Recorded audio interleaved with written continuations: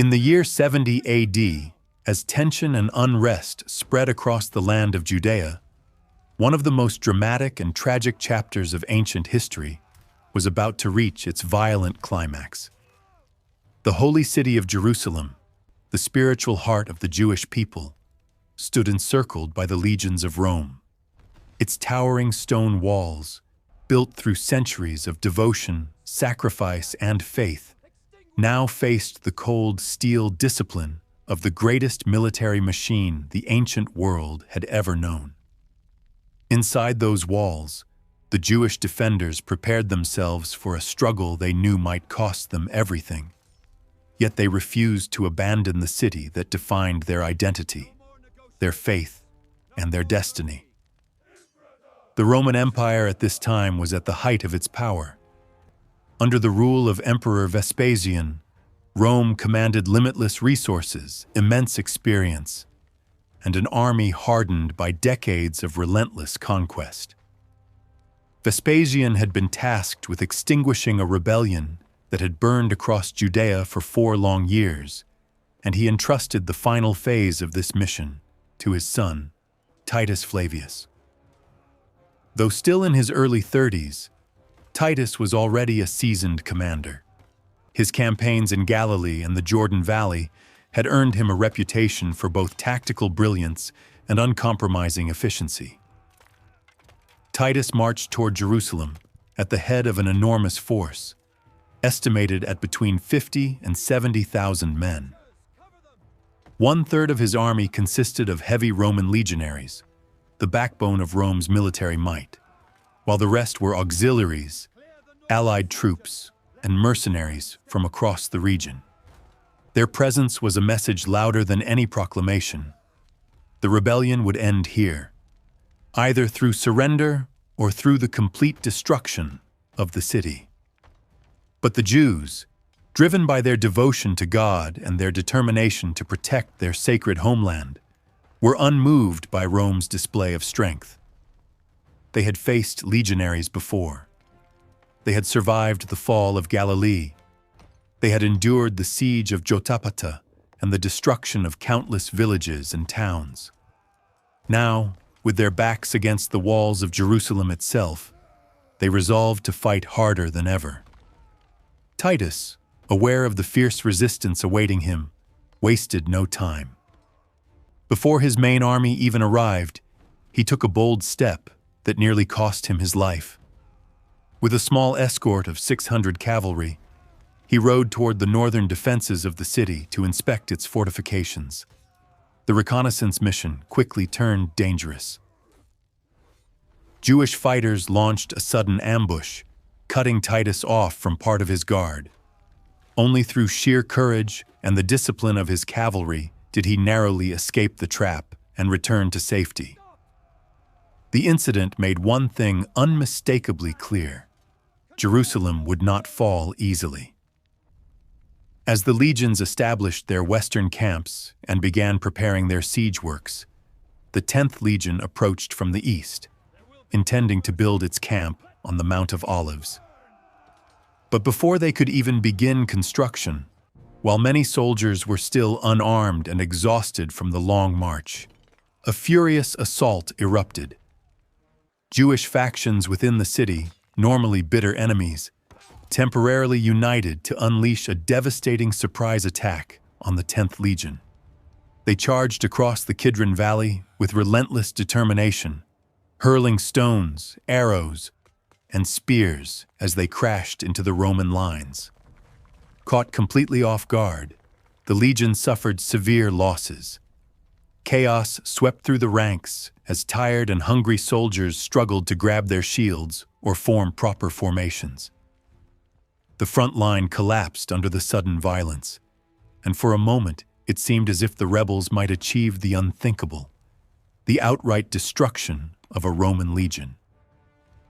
This brutal opening clash marked the beginning of the Great Siege, a struggle that would descend into months of bloodshed, starvation, devastation, and unimaginable suffering. It was the start of a battle that would not only decide the fate of Jerusalem, but also reshape the identity and history of the Jewish people for nearly 2,000 years. The surprise assault on the 10th Legion sent shockwaves throughout the Roman encampment. For a brief and alarming moment, the proud war machine of Rome faltered under the ferocity of the defenders of Jerusalem. Jewish fighters, emboldened by the early success of their ambush, pressed their advantage with unyielding determination. They surged forward through the valley, driving deep into the disorganized Roman line. The legionaries, weary from their march and robbed of the time needed to prepare for battle, stumbled under the relentless barrage of missiles. Many fell before even raising their shields.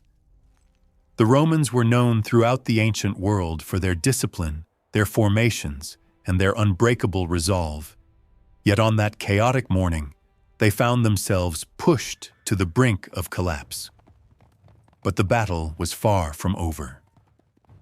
As the clamor of steel echoed across the hills and the dust of combat rose into the air, a messenger broke through the confusion and reached Titus on the western front.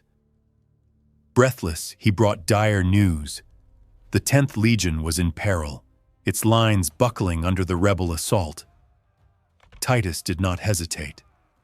Gathering a few hundred of his heavily armored cavalry, he spurred his horse forward and thundered across the valley toward the embattled troops. His arrival was a sight that changed the course of the fight. With the sun glinting off their polished armor, the cavalry crashed into the exposed flank of the Jewish attackers like a bolt of living lightning. The shock of the impact forced the rebels to recoil, granting the Romans a moment of desperately needed relief. Even then, the Jewish fighters did not break.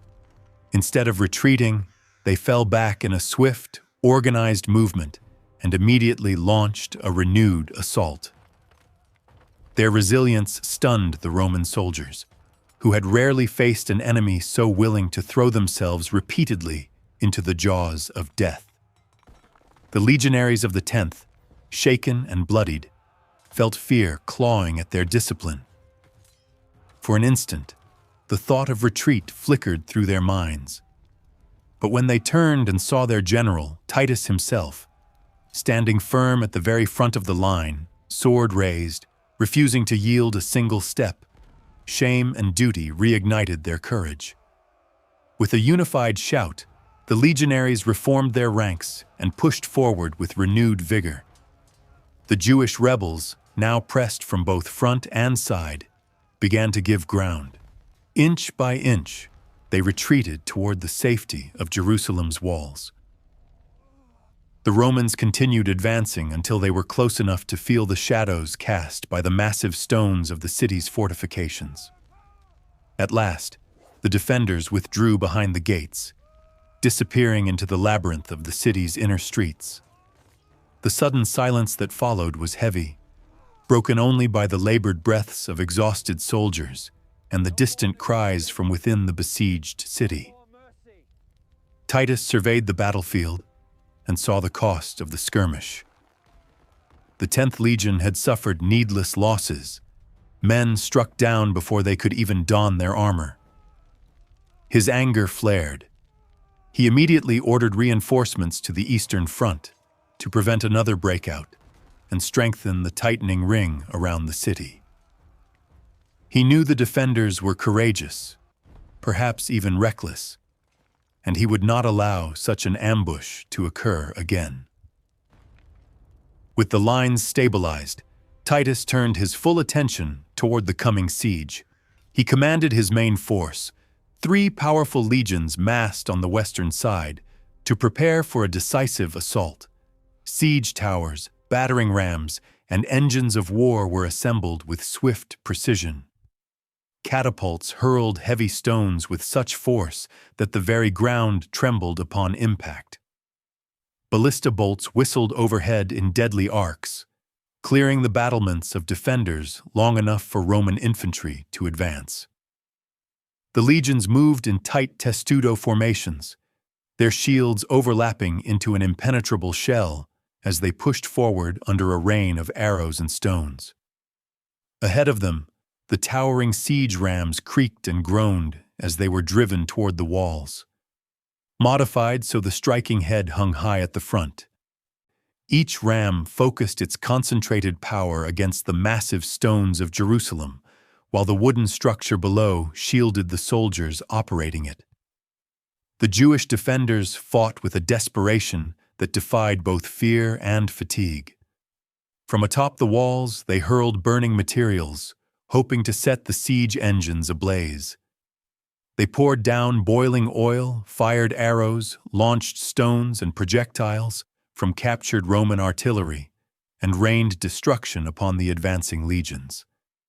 Their resistance was fierce and unrelenting, and despite the constant hammering of the rams, the walls held through the first brutal days of assault. But Rome had not built its empire on impatience. The siege machines struck the walls again and again, day after day. Cracks spread. Stones groaned under pressure. And after 15 grueling days, a section of the outer wall finally began to buckle. With a thunderous crash, a large portion collapsed, sending dust and debris billowing into the air. Roman soldiers surged through the breach, climbing over rubble and charging up broken stairways, while siege towers lowered their bridges onto the battlements above. Jerusalem's defenders, realizing they could not hold the outer wall, retreated to the second defensive line deeper within the city. The Romans poured in behind them, capturing the first layer of Jerusalem's fortifications. Titus, unwilling to give his enemy any opportunity to regroup, ordered his troops to advance cautiously but steadily through the breached sector. What had begun as a bold ambush by the defenders had now transformed into a grinding battle for every stone, every street, every hidden corner of the ancient city. The siege of Jerusalem had only just begun, and yet already the weight of its brutality hung heavily over all who fought within its shadow. The fall of the outer wall marked a turning point, but it did little to weaken the spirit of Jerusalem's defenders. As the Romans poured into the breached perimeter, they quickly realized that capturing the first line of walls was only the beginning of an arduous struggle. The Jewish rebels had withdrawn to the second wall, a fortified line deeper within the city, and from there they launched brutal counterattacks that turned the narrow streets into killing grounds. Every alleyway, every roof, every corner of stone became a vantage point from which defenders could strike. Titus advanced methodically, knowing that reckless pursuit would only lead his troops into traps. Even so, the Romans soon found themselves locked in bloody close-quarter combat. The layout of Jerusalem, with its twisting alleys and uneven terraces, favored the defenders. Roman formations, so effective in open fields, were forced to break apart. The legionaries found themselves in small skirmishes, surrounded by shouts, falling debris, and the terrifying unpredictability of urban warfare. Arrows fired from the rooftops struck down soldiers without warning. Slingers hidden behind parapets hurled stones with deadly precision. Skirmishers darted from behind doorways and vanished into tunnels before retaliation was possible. For a brief moment, the Romans gained access to a narrow breach in the second wall, but the opening proved more dangerous than useful.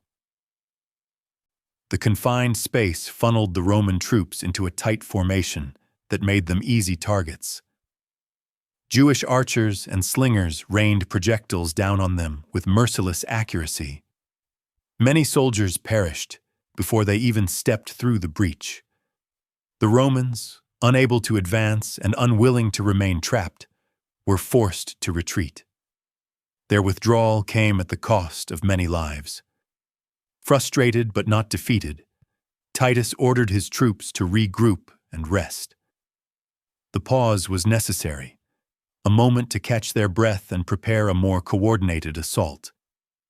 The next morning, Roman archers stepped forward in long lines and unleashed volleys of arrows that swept enemy skirmishers from the walls. With the threat weakened, Roman engineers were brought back to widen the breach. Slowly but steadily, they battered the weakened stone until the gap was large enough to allow disciplined cohorts to advance. This time, the Romans entered in force, overwhelming the Jewish defenders and capturing the entire middle section of the second wall. Titus seized the moment. Determined to prevent the rebels from regaining momentum, he ordered the entire northern section of Jerusalem to be burned and cleared, an act both strategic and devastating. The once crowded districts, full of homes, workshops, and narrow streets, were reduced to smoking ruins. Roman soldiers tore down buildings and used them as makeshift fortifications or fuel for their camps. In a single, sweeping decision, Titus reshaped the battlefield itself, stripping the defenders of cover and carving out open ground for the next phase of the siege. The devastation weighed heavily on the civilians trapped inside the city. Many had begun to lose hope long before the outer wall fell, but now despair spread like a disease. Families who had never held weapons were caught between the hunger within the walls and the steel waiting outside. Some attempted to flee, risking Roman capture. Most were killed. Others were dragged back into the city by rebel factions, accused of cowardice or treason. Yet the rebel warriors themselves remained unwavering. Despite factional rivalries between the Zealots, the Galileans, and other groups, they still united in the presence of the Roman assault. Their determination to hold the city, whatever the cost, blinded them to the suffering of their own people. The fall of the northern district left the defenders with fewer places to hide, but it also clarified the next stage of the Roman assault. Titus withdrew his troops from the burned zone and consolidated his forces near the Antonia fortress, the key stronghold guarding access to the sacred Temple Mount. From this position, the rebels could watch every movement of the Romans, and Titus could see the towering walls that shielded the heart of Jerusalem. In the midst of this grim standoff, Titus extended one final offer of surrender. Through intermediaries, he promised mercy to those who laid down their arms, urging them to save themselves and their city. But the defenders, fearing torture, humiliation, or crucifixion at the hands of the Romans, refused. They would not trust the empire that had crushed so much of Judea already, and so the siege continued.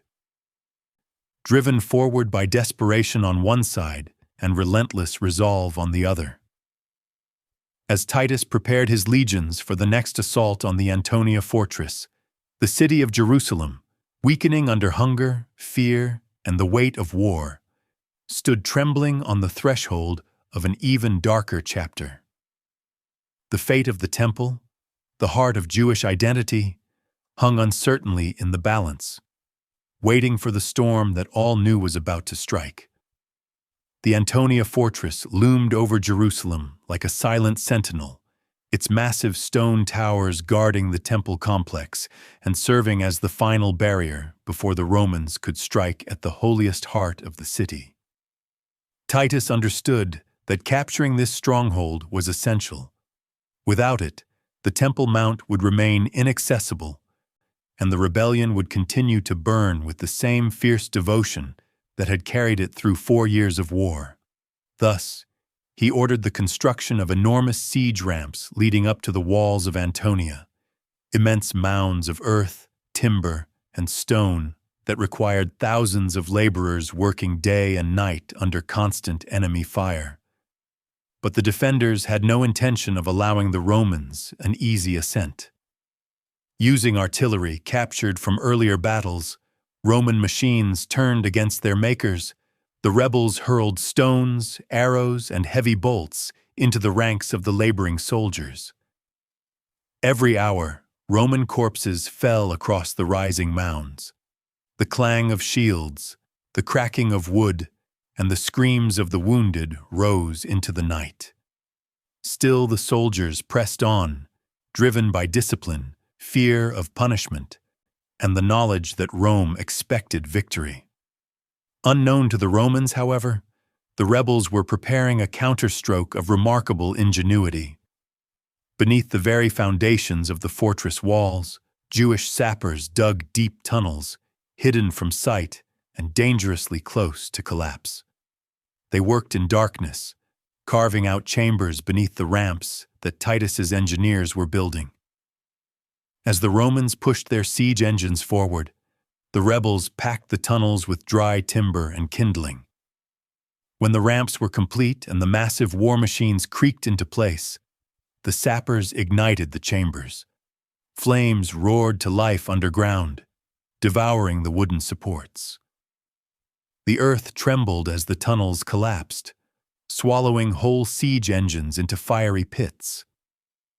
In moments, the Roman machinery, built through long days of sweat and blood, vanished into smoking craters. The loss was devastating. Titus watched as the proud engines of his army were consumed by fire. His patience, already worn thin by the prolonged resistance, finally snapped. Realizing that his enemies would never surrender and that every concession only emboldened them further, he chose a more ruthless strategy. He ordered his legions to construct a circumvallation wall, an immense ring of fortifications entirely encircling Jerusalem, stretching nearly 5 miles around the city. Within 3 days, the work was complete. Watchtowers stood like grim sentinels along the perimeter, and guards patrolled every section. From that moment forward, no one entered or left the city without Roman permission. The effects were immediate and terrible. Jerusalem, already strained by months of siege, now fell into unimaginable suffering. Supplies dwindled, hunger became starvation. Stories spread of people scraping floors for crumbs, chewing strips of leather softened in water, or fighting animals for scraps. Desperation drove some to attempt escape, but anyone who ventured near the Roman lines was killed or captured, often crucified in full view of the walls to break the morale of those still inside. Day after day, rows of crosses multiplied across the hillsides like a grim forest of death. Inside the city, factional violence erupted once more. Rebel leaders argued, blamed, and sometimes murdered one another for control of dwindling resources. Civilians, trapped between starvation and the oppressive rule of the factions, fell into despair. Yet even in the midst of such suffering, the defenders refused to consider surrender. They believed that God would intervene, that somehow liberation would come, or that dying free was better than living enslaved under Rome's yoke. Meanwhile, the weakness of the Antonia fortress, its foundations undermined by the very tunnels meant to save it, had not gone unnoticed by Titus's engineers. When the Romans renewed their assault, they directed their full weight against the compromised structure. The strain proved too much.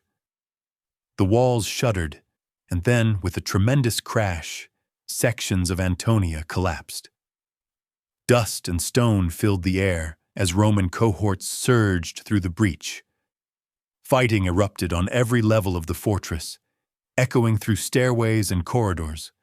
But little by little the defenders were pushed back. Once Antonia fell, Titus ordered the ruins leveled to the ground. Nothing would remain standing that could provide shelter or a defensive position for the rebels. Stones were torn down, walls flattened, and towers dismantled until the once imposing stronghold was reduced to rubble. Only then did the Romans turn their attention to the final prize, the temple itself. The Temple Mount, gleaming in white stone and gold, stood as the sacred heart of Jerusalem, revered for centuries as the dwelling place of God. To the Jewish people, its sanctity surpassed all earthly concerns. To Titus, it was the center of the rebellion's spiritual strength. Destroy the temple, and the rebellion's soul would be shattered. Capture it intact, and Rome would gain a symbol of unparalleled power. But the rebels had anticipated this and erected a second defensive wall around the temple complex. When the Romans advanced on this new barrier, they encountered resistance fiercer than anything they had faced before. For 12 relentless hours, hand-to-hand fighting raged along the walls. The defenders fought with a fury born of faith and desperation. They refused to yield even a single stone without a struggle. As night fell and the flames of battle flickered across the mount, both sides knew that the struggle for the temple would decide the fate of Jerusalem. And every soldier, Roman or Jewish, felt the weight of history pressing down upon them as the final chapter of the siege approached. The struggle for the Temple Mount had become the beating heart of the siege. A storm of steel and fire swirling around one of the most sacred spaces in the ancient world. As dawn rose over Jerusalem, smoke drifted across the courtyards, carrying the ghostly echo of shouts, clashing metal, and the cries of the wounded. Both sides understood that this was no longer simply a battle for territory. It was a battle for identity, memory, faith, and the future of an entire people. The temple had stood for centuries as the center of Jewish life, worship, and nationhood. To lose it meant losing far more than stone and gold. As the Romans regrouped after the grueling 12-hour confrontation, Titus convened his commanders to determine their next steps. Heavy losses had been suffered on both sides, and the defenders, though weary, showed no signs of surrender. At the council, some Roman officers urged the total destruction of the temple. They argued that as long as it stood, it would remain a rallying point for Jewish resistance. Others, however, warned that annihilating such a magnificent monument might stain Rome's reputation and provoke outrage across the empire. Titus himself, according to later accounts, opposed the destruction. He wished to preserve the temple as a symbol of Rome's triumph, not as a memory of its wrath. But events on the ground would outpace any decision he attempted to make. As the fighting resumed, Roman soldiers pressed against the temple's outer gates. The massive wooden doors, ornately carved and reinforced with iron, withstood repeated blows from the battering rams. But the Romans had learned from earlier failures. Unable to break through the gates, they set fire directly to them. Flames licked the timber, grew into a roaring blaze, and soon the iron hinges buckled and collapsed. Smoke curled into the sky, and the defenders were forced to retreat deeper into the inner court. The Romans surged forward, pushing across the scorched threshold. Within the temple courts, chaos erupted. Defenders fought like men possessed, hurling themselves at the Roman lines. They knew they were fighting for their homes, for their families, for the memory of generations who had prayed within those very walls. The temple's white stones, once shining in the sunlight, were now stained with ash and blood. It was during this frenzied clash that fate, or perhaps simple chance, delivered its cruel blow. As Roman soldiers fought their way through the outer court, a lone soldier, perhaps acting in fury, perhaps simply reacting to the chaos, seized a burning torch and hurled it through a small golden window of the temple. The flame caught hold of the draperies inside. Within moments, fire burst forth from the interior of the sanctuary. Wind swept into the flames, feeding them until they roared like a living thing. The temple, the holiest site of the Jewish people, was ablaze. The defenders were struck with horror, their cries rising above the din of battle as they watched the sacred edifice ignite. Some tried desperately to smother the flames or break through Roman lines to save what they could. Others collapsed to their knees, overcome with grief.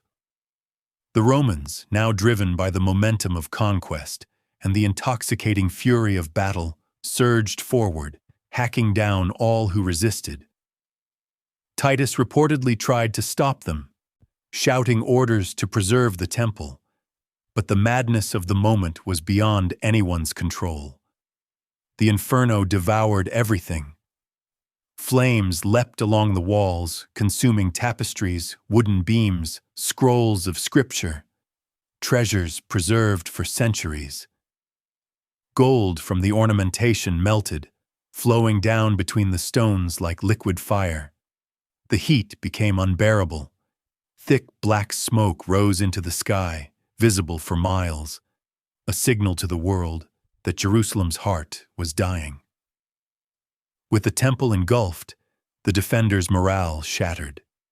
Many attempted to flee through hidden passages or the underground sewer networks, but Roman soldiers pursued them relentlessly. Others fought to the death amid the ruins, refusing to surrender even as the world they cherished collapsed around them.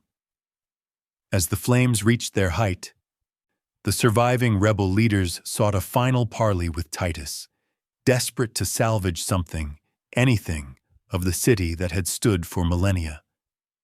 But Titus, hardened by months of resistance and enraged by the temple's destruction and the heavy cost paid by his legions, refused. No more negotiations, no more mercy. The city would fall completely, and no terms would be granted. When the Roman soldiers heard this, they erupted into chants, "Imperator! Imperator!" hailing Titus as their victorious commander. Fueled by vengeance and months of pent-up frustration, the legions launched their final storm through Jerusalem. They rampaged through the streets, slaying defenders and civilians alike.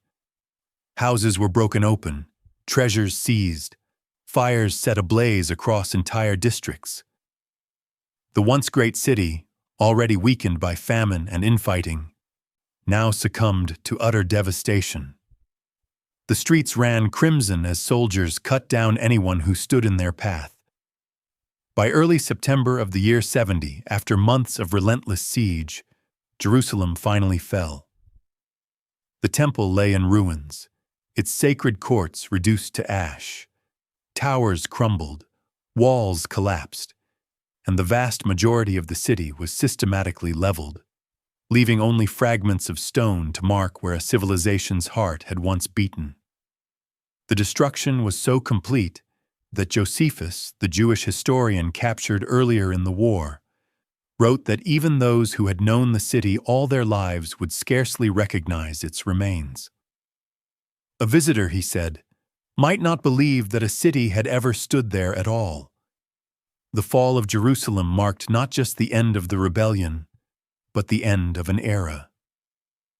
It became a wound carried through centuries, a memory of fire and loss that shaped the fate of a people scattered across the world. And though the city would one day rise again, the shadow of that destruction would linger in history forever.